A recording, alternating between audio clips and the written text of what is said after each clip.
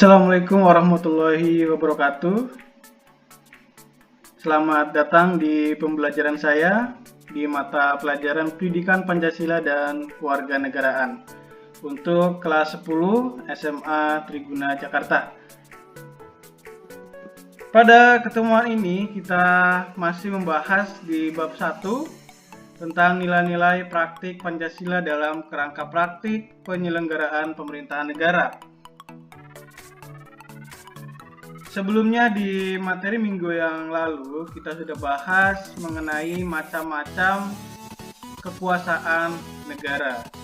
Jadi hari ini pada pertemuan ini kita akan lebih lanjut membahas tentang sistem pembagian kekuasaan negara. Jadi ketika minggu lalu kita sudah bahas nih macam-macamnya apa saja. Ternyata kekuasaan negara itu mempunyai macam-macam. Ya, hari ini kita akan membahas pembagiannya, pembagian kekuasaan negara.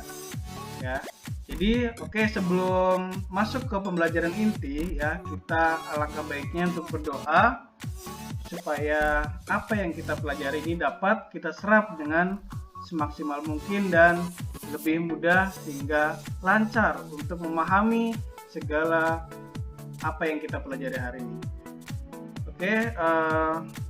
Berdoa menurut kepercayaan dan agama masing-masing dipersilahkan.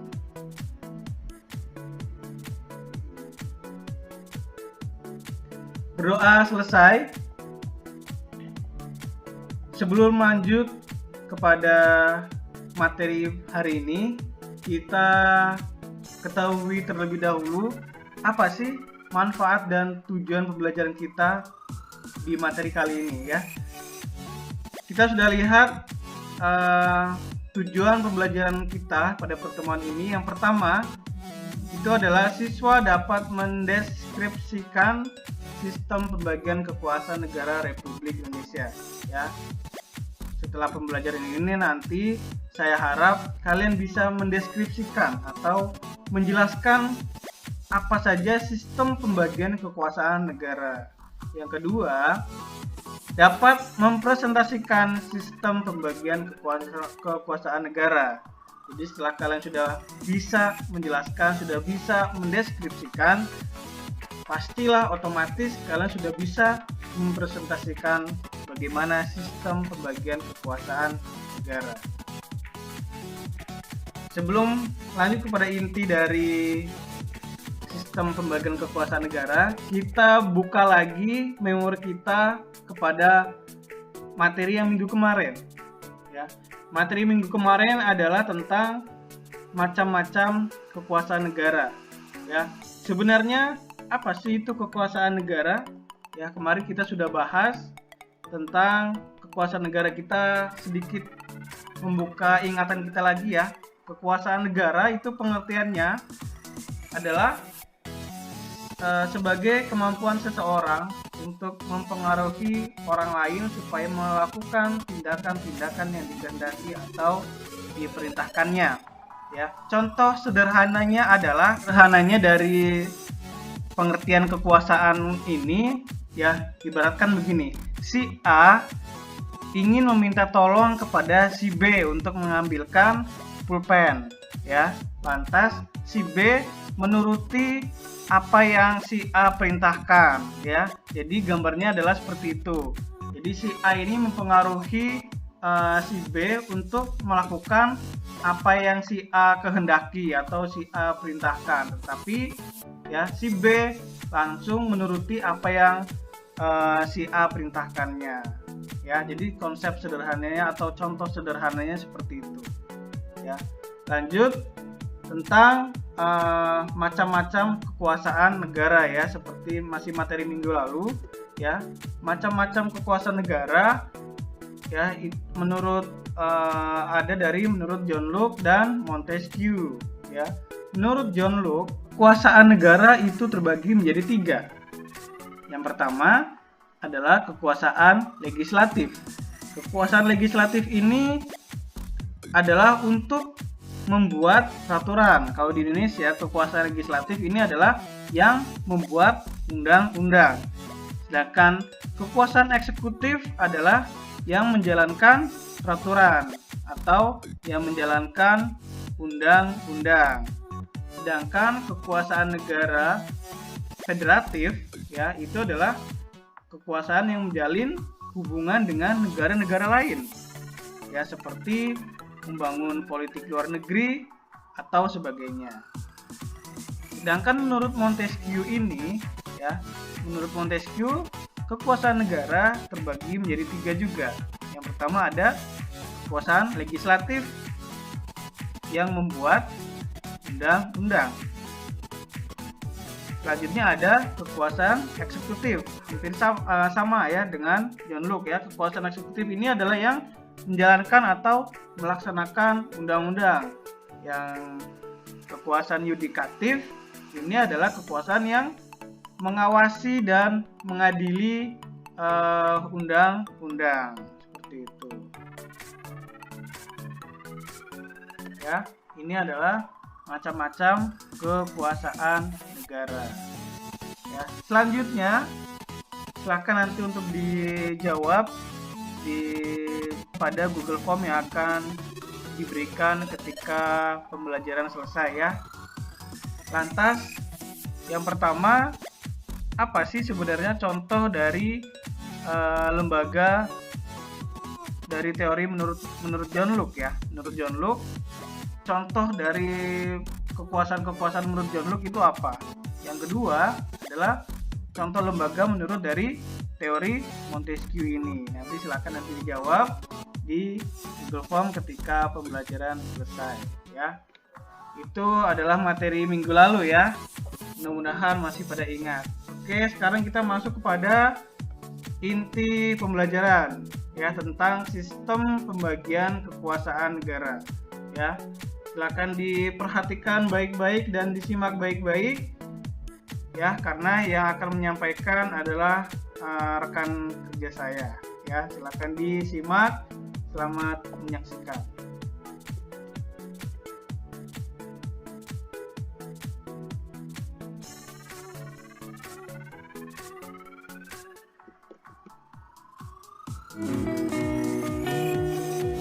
Nah, ini ya materi pertama kita, yaitu sistem pembagian kekuasaan negara. Nah, sebelum kita mulai, seperti biasa kita harus tahu dulu pengertian ataupun maksud dari judul ini. Nah, dari judul ini kita harus tahu apa yang dimaksud dengan kekuasaan negara ya. Jadi kalau kita berbicara mengenai praktik penyelenggaraan negara, kita harus tahu apa sih yang dimaksud dengan kekuasaan negara ini ya. Kenapa kita harus tahu? Karena yang menyelenggarakan negara ini siapa? Adalah seorang penguasa. Nah, penguasanya ini kita akan bahas pada pertemuan kali ini. Nah, yang pertama kita mau tahu apa sih pengertian dari pembagian kekuasaan ya. Kita mau cari tahu arti dari pembagian kekuasaan ini. Nah, pembagian kekuasaan ini kita akan cari tahu dulu apa artinya. Oke?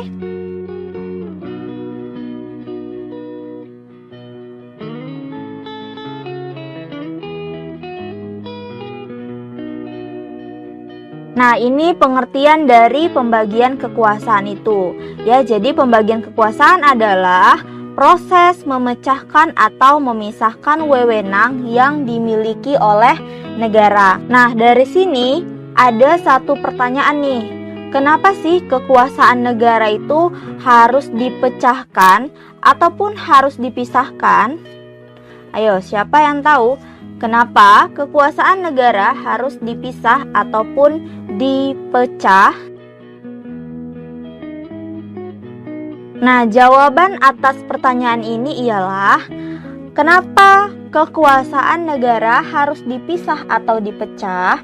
Jadi, tujuan dari pemisahan dan dipecahnya kekuasaan negara ini adalah untuk membatasi kekuasaan. Jadi, kenapa kekuasaan ini harus dibatasi? Itu agar tidak terjadi pemusatan kekuasaan ya. Nah, selain agar tidak terjadi pemusatan kekuasaan, itu juga agar tidak terjadinya kesewenang-wenangan seorang pemimpin terhadap suatu hal gitu. Jadi jangan sampai seseorang itu merasa dia yang sangat berkuasa sampai dia dapat melakukan apapun karena kekuasaannya yang begitu luas tadi. Jadi oleh sebab itu kekuasaan itulah harus dipecah ataupun harus dipisahkan. Nah, setelah kita mengetahui pengertian dari pembagian kekuasaan ini dan apa tujuannya ya. Nah, jadi ini adalah tujuan dari pembagian kekuasaan ya. Jadi kalau ditanya apa sih tujuan dari pembagian kekuasaan ini, kalian bisa tahu jawabannya adalah untuk membatasi kekuasaan agar tidak terjadi pemusatan kekuasaan ataupun agar pemerintah yang berkuasa tidak berbuat sewenang-wenang. Nah, selanjutnya kita bahas yang kedua, yaitu jenis-jenis pembagian kekuasaan.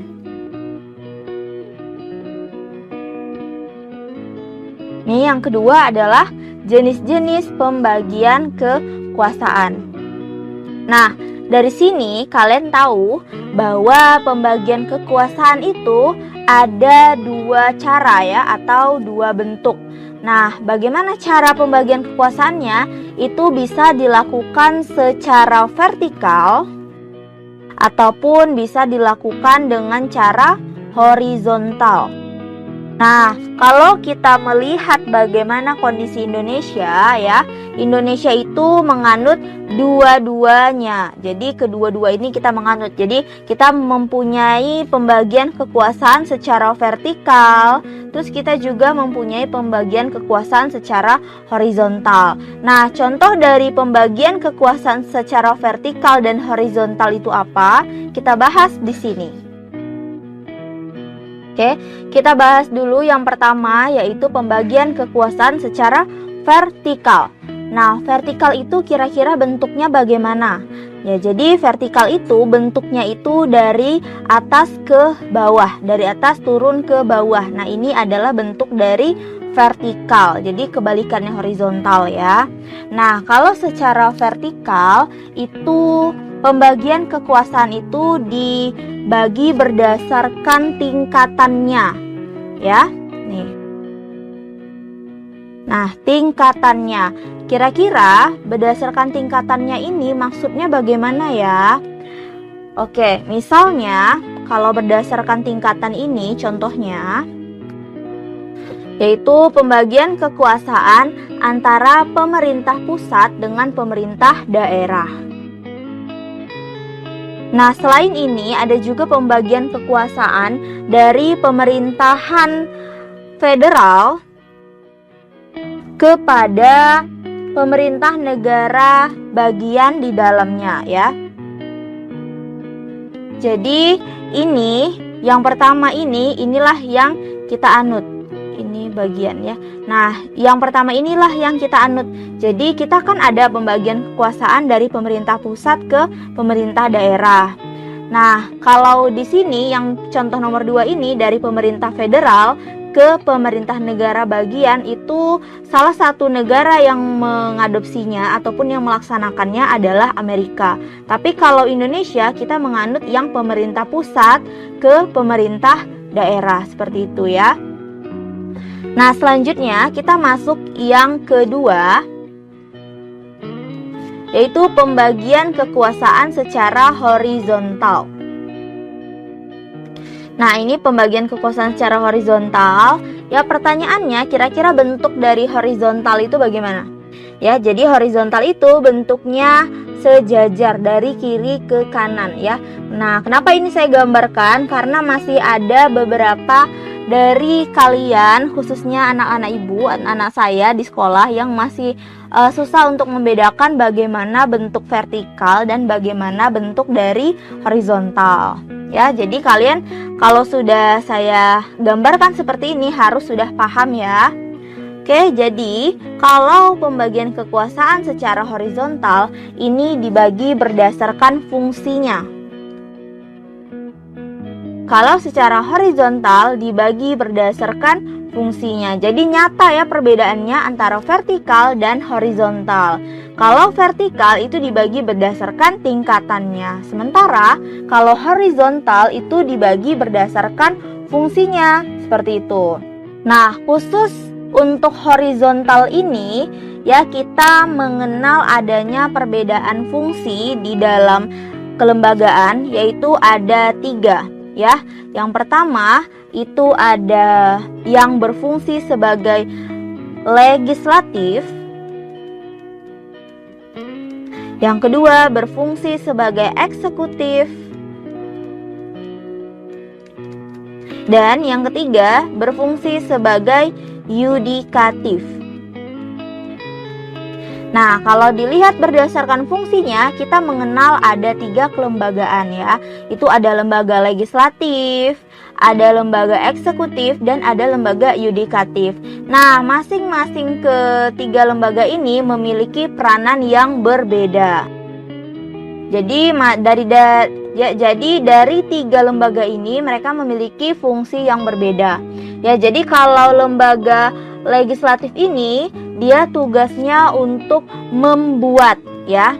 Nah, membuat peraturan, membuat undang-undang itu yang undang-undang yang berlaku di Indonesia itu dibuat oleh lembaga legislatif. Nah, siapa aja anggota-anggota ataupun organisasi ataupun lembaga yang masuk ke dalam lembaga legislatif ini? Kalian cari tahu dulu, minggu depan ataupun pertemuan selanjutnya pada video yang lain akan kita bahas mengenai materi ini ya. Selanjutnya kita sambung. Kalau lembaga eksekutif ini lembaga yang menjalankannya. Nah, siapa aja yang menjalankan lembaga eksekutif ini? Yaitu presiden dan wakil presiden serta dibantu dengan menteri-menterinya. Nah, yang terakhir itu lembaga yudikatif, dia ini bertugas untuk mengawasi ya. Nah, jadi ketiga ini walaupun mereka memiliki fungsi yang berbeda, mereka itu masih saling satu kesatuan, jadi masih saling terhubung. Nah, saya buatin dulu ilustrasinya. Jadi misalnya ini ada organisasi ya. Jadi misalnya ini ada suatu lembaga ya, lembaga yang membuat. Oke, lembaga yang membuat.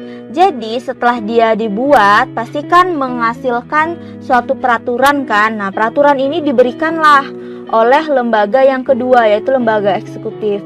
Eksekutif ini dia tugasnya untuk menjalankan. Ya, eksekutif bertugas untuk menjalankan. Nah, saat dijalankan itu dilihat apakah dalam proses menjalankan undang-undang yang telah dibuat ini ada suatu kecurangan ataupun suatu hal yang di luar dari jalurnya.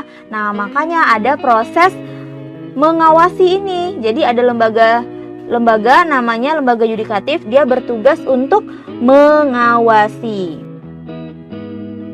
Jadi kalau misalnya dia ada yang mengawasi, otomatis berjalannya suatu peraturan ini itu sudah dilaksanakan dengan murni ya, atau dengan konsekuensi, sehingga proses pengawasan ini juga menguntungkan untuk legislatif. Kenapa? Jadi kalau dengan adanya suatu pengawasan ini membuat suatu peraturan yang telah dibuat ini berjalan dengan murni ya, berjalan dengan murni. Nah, ini dia yang kita harapkan ya. Jadi saya ulangi lagi. Nah, jadi ada suatu lembaga yang namanya legislatif, dia bertugas untuk membuat undang-undang ya. Ini adalah lembaga pertama. Nah, setelah undang-undang ataupun peraturan itu dibuat, dia diserahkanlah ataupun undang-undang itu dijalankan oleh lembaga eksekutif. Jadi lembaga eksekutif itu dia bertugas untuk menjalankan. Nah, siapa yang berada di dalam lembaga eksekutif ini? Itu adalah presiden, wakil presiden, dan dibantu dengan menteri-menterinya. Selain itu, lembaga eksekutif ini dalam bekerja diawasi oleh lembaga yudikatif. Ini lembaga nomor 3, lembaga yudikatif, dia bertugas untuk mengawasi. Jadi sekiranya ada suatu hal yang menyimpang dari peraturan yang udah dibuat ini tadi, nah itu akan diawasi dan akan diadili atau dijatuhkan suatu hukuman. Nah, apa gunanya proses pengawasan ini untuk legislatif? Itu berguna untuk menjaga agar peraturan itu benar-benar berjalan dengan murni berdasarkan yang sudah dilakukan. Jadi antara peraturan dan prakteknya di lingkungan itu sudah berjalan sesuai gitu. Nah, pertanyaannya, proses ini ada namanya loh ya. Proses ini yang udah saya jelaskan ini itu ada namanya. Nah, namanya apa? Itu adalah namanya sistem check and balance. Ya, ini namanya adalah sistem check and balance. Tadi kan kita membahas mengenai pembagian kekuasaan ya. Jadi, kalau di dalam pembagian kekuasaan itu saya jelaskan dulu nih. Jadi, kita tahu perbedaannya. Nah, pembagian kekuasaan itu ada pembagian dan ada pemisahan. Nah, gitu. Jadi, kalau di proses pembagian kekuasaan, dia masih menganut sistem ini, sistem check and balance. Jadi, di antara lembaga-lembaga satu dengan lembaga yang lain, mereka masih saling bekerja sama. Nah, ini dia, mereka kan saling bekerja sama. Ada yang membuat, selanjutnya ada yang menjalankan, dan ada yang mengawasi. Kalau dalam sistem pembagian kekuasaan. Tapi, kalau dalam sistem pemisahan kekuasaan ini, mereka tidak mengenal sistem ini, ya. Mereka tidak mengenal sistem check and balance karena mereka itu memang benar-benar sudah dipisah. Jadi dalam pemisahan kekuasaan ini mereka hanya bekerja antara lembaga aja. Jadi lembaga satu ya udah bekerja aja dengan lembaga dia sendiri tanpa kerjasama dengan lembaga-lembaga yang lainnya, seperti itu ya. Jadi dalam pembagian kekuasaan itu ada terdiri dari dua cara ya. Itu ada pembagian kekuasaan dan pemisahan kekuasaan ya. Jadi kalau pembagian kekuasaan yang menggunakan sistem check and balance, yaitu sistemnya menggunakan pembagian bukan menggunakan pemisahan. Sampai situ paham ya? Sekarang kita bahas kalau kita berbicara mengenai pembagian kekuasaan ini, nah, kita berbicara juga mengenai teori Montesquieu, yaitu teori trias politica. Nah, jadi isi dari trias politica ini apa sih? Itu dia yang sudah saya jelaskan di atas, yaitu ada yang pertama legislatif. Nah, ketiga ini sering kita dengar dengan sebutan teori ataupun ya. Nah, ketiga ini sering kita sebut dengan teori trias politica. Trias politica ini dicetuskan ataupun dibuat oleh Montesquieu. Nah, selain itu ada juga seorang tokoh yang berpendapat mengenai pembagian kekuasaan ini, yaitu adalah John Locke.